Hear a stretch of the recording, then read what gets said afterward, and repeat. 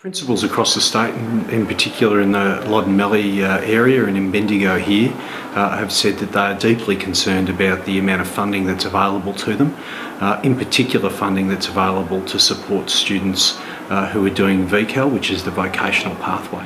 What schools are telling us and what principals are telling us is that they've actually had to make cuts, and this is on the back of the government's cuts announced a couple of years ago.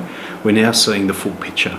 We're seeing schools that are having to cut programs for students enrolled in VCAL, but we're also seeing schools making decisions to keep those programs in VCAL and making cuts elsewhere in the school program. VCAL caters for a whole range of kids, but in particular it can cater for kids who need to be staying at school, need to have the hands-on learning experience, which is often the best way to keep them engaged, so they complete school and are able to transition into employment or into further training.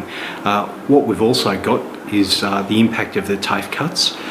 We've got challenges in terms of school budgets because of the government's cuts there.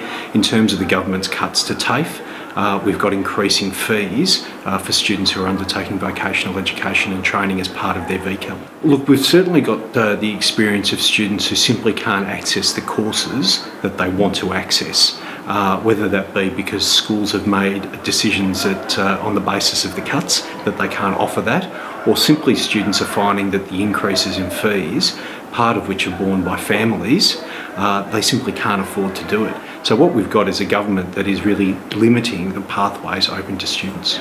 Look, there is absolutely no doubt that schools like Bendigo Senior have suffered over the years of the cuts, and in that way they share the experience of schools right around the state.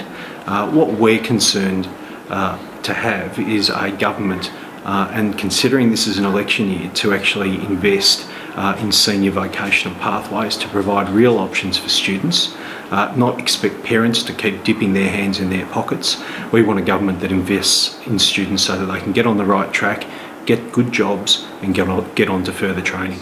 I think the survey coincides pretty closely with our views here around concerns about government schools, funding, workload, all of those things that impact on us. So we're a very large provider of VCAL, over 280 students, and the loss of the funding cut or that funding cut has really hurt us for each of the last 3 years. It's funding we had that was taken away, and the data is there. The most recent research that the department did around its own funding model showed again that the cost of provision at year 11 and 12 is somewhere around 3% more than it is at other year levels, and the reason is that you need to provide those vocational pathways.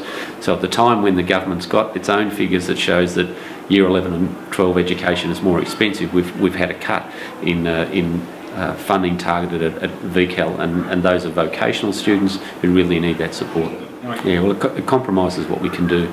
We've tried the very best that we can to keep that option available for students, and so we continue to run our VCAL program and do the best that we can, but we had that money invested in staff providing support for students to get into workplaces, pathways planning, MIPS, all of those sorts of areas come under pressure, and inevitably we've had to drag money out of other places too. So we've had to make cuts to staff workloads, increase class sizes in other areas, and there are a couple of classes that we're not running that we previously would have run.